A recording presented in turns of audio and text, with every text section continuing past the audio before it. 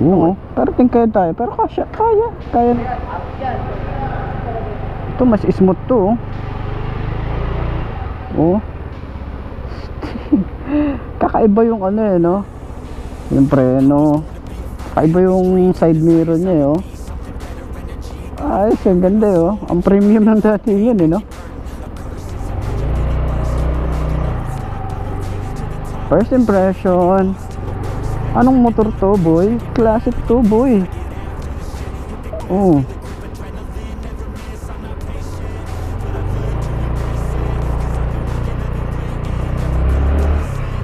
Suabe.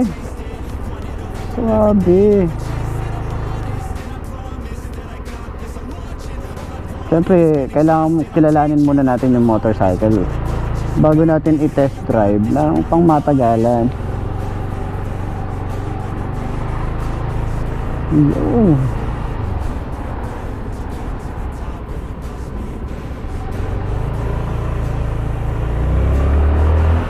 Ganda ng tunog ng makina.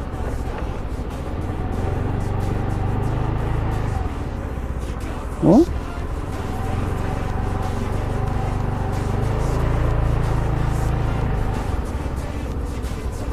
Ay, ganda ng shock. Ganda ng ano. Responsive naman yung throttle, responsive yung brakes.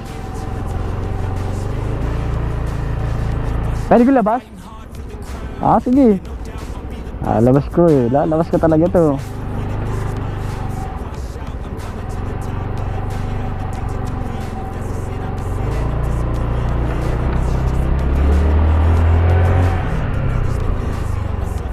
Suabe.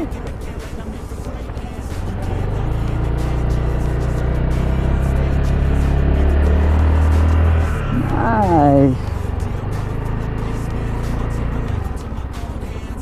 Ayos. Ito lang natin, dito lang. Ito lang tayo. Perfect.